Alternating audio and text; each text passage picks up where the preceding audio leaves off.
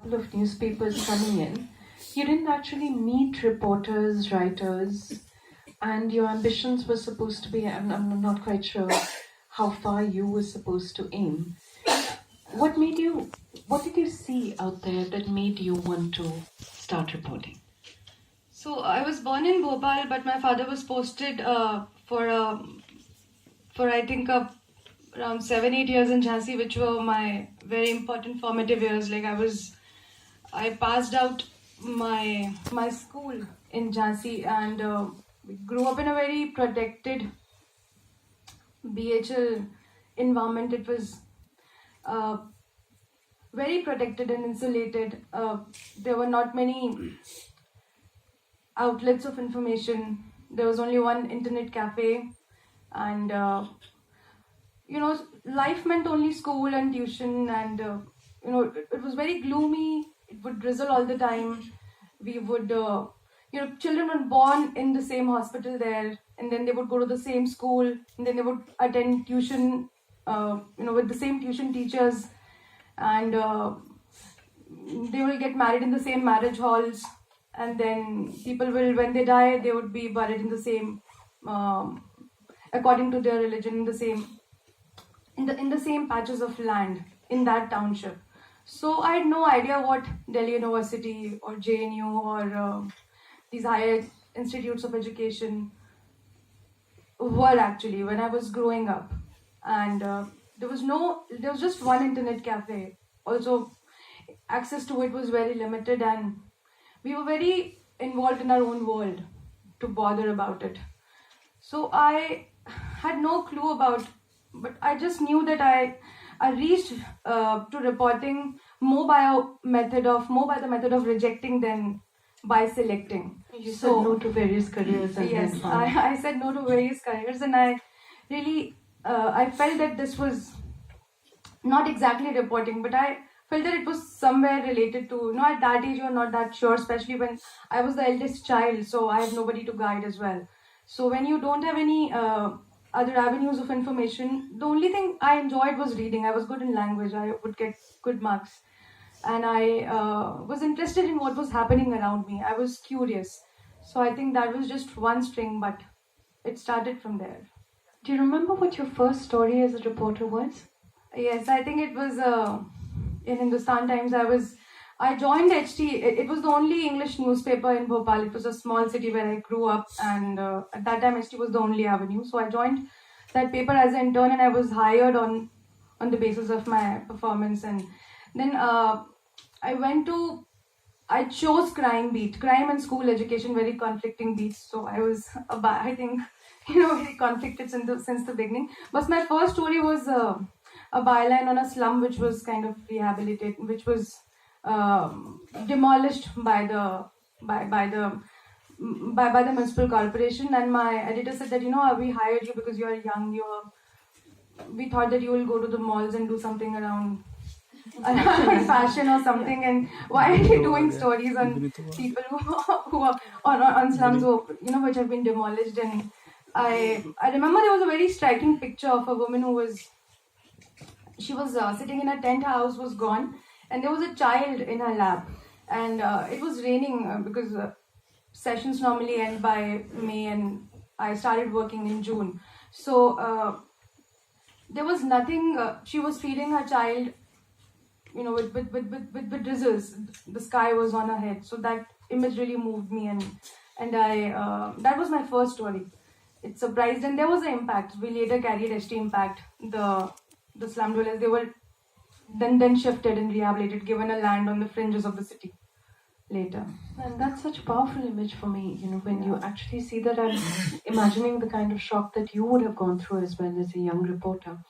And the other image that I have in my mind is of Priyanka going around the districts of Madhya Pradesh on a Luna. You had a Luna. No, I had a Luna, but I used to drive it around the city where I used to work, not in the interiors. In the interiors, you took buses. I took buses. Because we used to work on very shoestring budgets when I started out, and it was everything to do the story. I was very excited just to be able to do it. So Like for example, for my one of my very important assignments in Bundelkhand, I had to go to this district called Chhatarpur in Damoh, and there is no railway station there. So I went to Jhansi, and then from there we took a bus and a state government bus, which was very rickety, as UP government state government buses are. And suddenly in the train there were a couple of there was a bunch of men, who were, I think, coming after giving an exam for some army or forced recruitment. So there was a lot of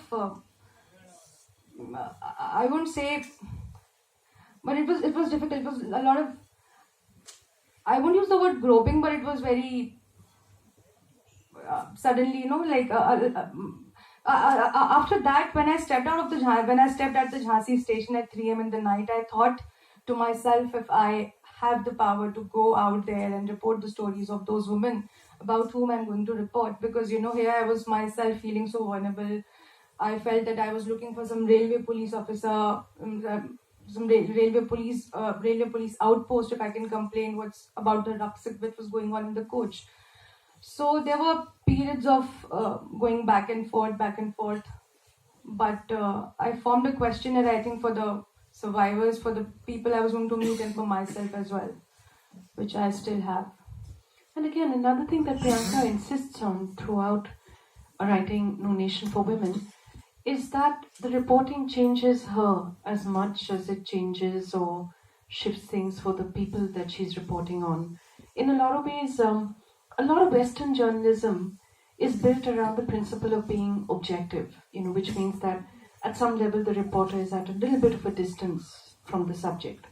And she kind of breaks that down, you know. I think one of the ways in which you break it down is by acknowledging this vulnerability.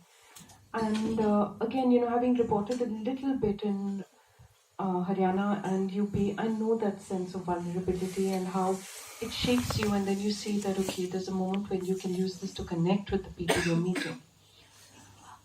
A difficult question now because so many of the stories in this book were gut wrenching, they were heart-rending to read.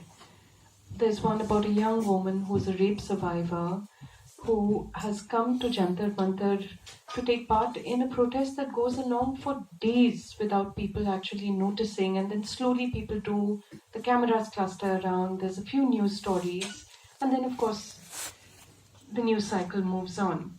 And what she wants to do, what she has fixed in her mind, is that she wants to continue to study. There's stories of families who have fought for 8 years in the courts, and then discovering along the way that the legal documents that have been filed are incorrect because they're illiterate and they don't know that they're entitled to a copy of this or that from the police. People who've had to walk for days just to reach a police station. So when you were mapping all of this, the women that you met, who are the ones whom you remember? Because in a lot of cases, the relationship between you and the women or the families you were talking to continued for a long time afterwards. Yes. Yes, I think every time I was very aware of my limitation as a reporter, but I did ended up having limited and warm friendships, really warm. I mean, with many of them.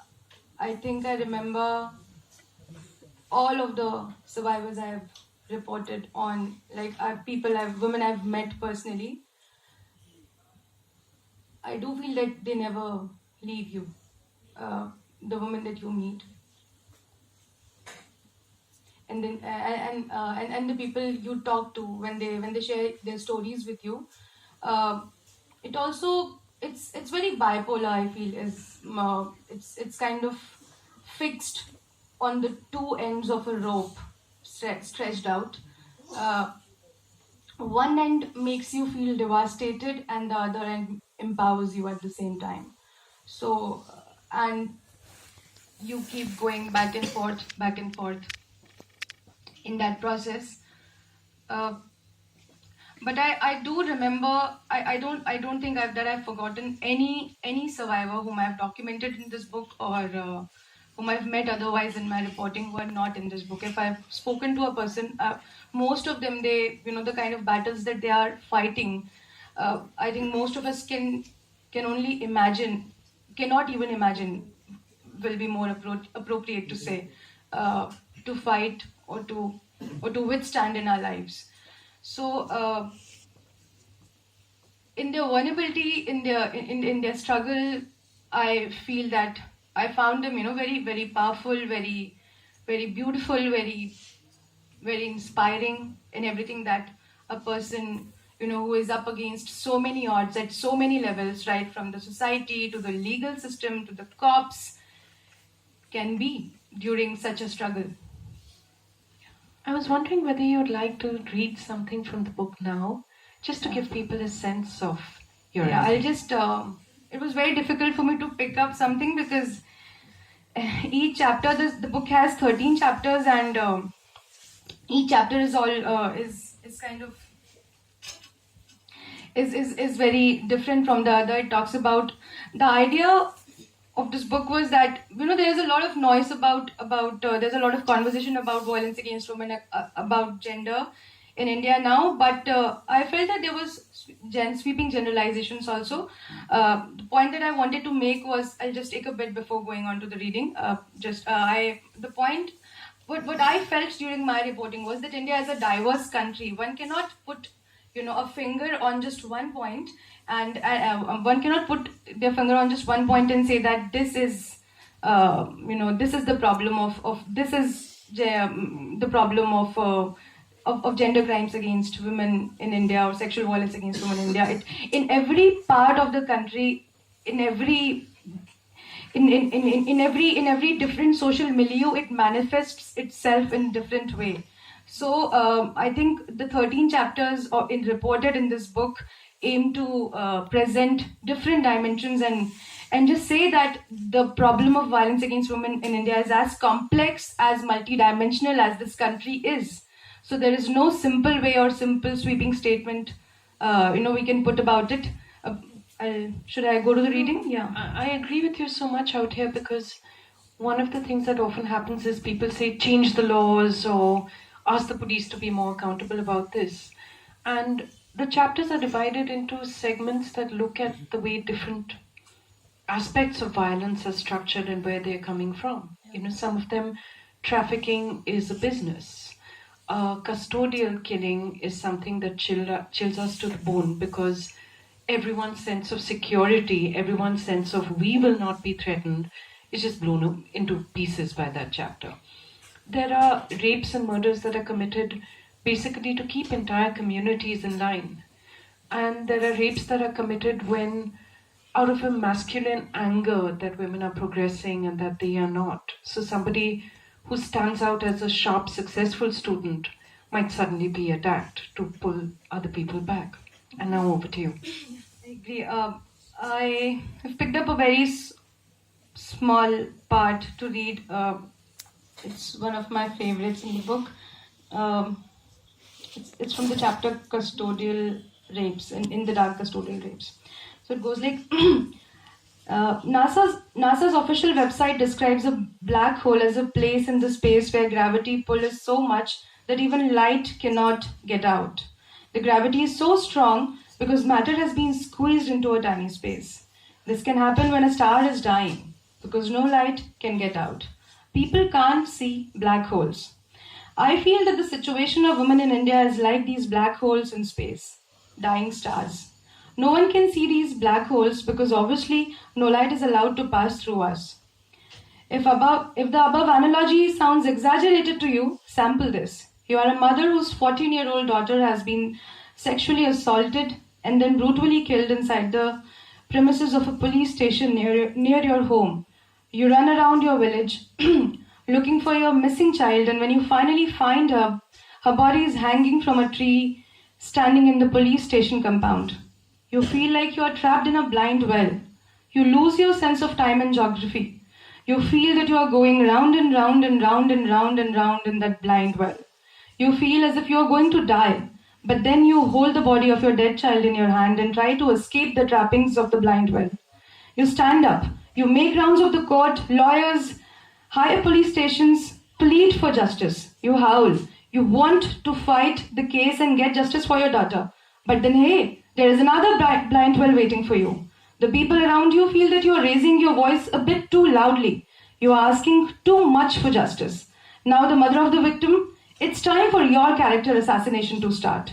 Your own husband, who is also the father of your child, who was raped and murdered, is the first one to object. He says that you are going out too much and making too many rounds of the police station, meeting too many men who are lawyers, and that all this is not good. He accuses you of being well dressed, stepping out of the house, and talking to other men in the garb of seeking justice for your daughter. The fact that you were married to him for years and bore him 7 children makes no difference. When the husband starts speaking ill of you, everyone else joins in. Your neighbor accuses you of being a woman with a bad character. They tell their wives and daughters to not speak to you or to come under your influence. False and fabricated stories about how you are having an affair with police officers and how you carry lunch with them starts floating in the village. Your husband does not want you to step out of the house, and if you must go out in case of any emergency, he disapproves of you saying namaste to anyone who comes across in the way. A can of worms has opened up against you.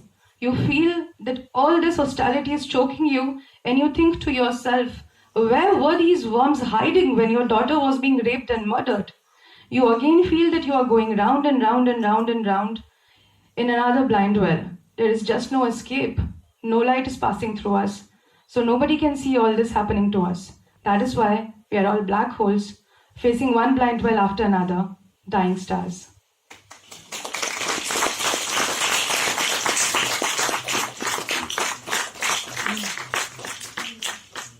Nothing could give you a better sense of what reading this book is like. Priyanka, I want to start with asking you with some of the things that you faced in minor form.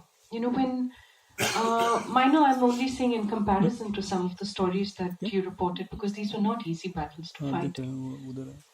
But what you had to go through was a combination of initially your family perhaps trying to protect you or saying, we are worried, we're concerned that you're staying out so many hours. Then you were out there, you were meeting policemen, sometimes people from a local area, a certain amount of hostility and all of that. You see that mirrored in the subjects that you're speaking to, and something that we've been dealing with, and I think again in a much less, not a less toxic, but a much less frightening form in the Me Too movement, is just the fact that people are so ready to talk against women, to say, why is she doing this? Why is she doing that? It happens to victims, it happens to the people who fight for them, it happens to the people who report on them. You know, that constant turning of the question away from the agents of violence and the culture that supports that violence to this. I completely agree with you. I think I'll start by illustrating through an example. This has been happening, you know, like since eternity, since I started reporting, but something which is very funny, when there were times when I used to go, especially in October 2012, I remember a spate of rapes broke around in Haryana, and I was reporting, and I remember, you know, there was I was inside the survivors' family. I was speaking to them, and outside, the stringer, the person who was helping me in reporting in that particular area, was telling my photographer that the victim is you know, she her character is bad and that she invited this on herself. And this kind of feeding, when I also remember cases when I was reporting in Uttar Pradesh and also in West Bengal, in Northeast, in Jharkhand.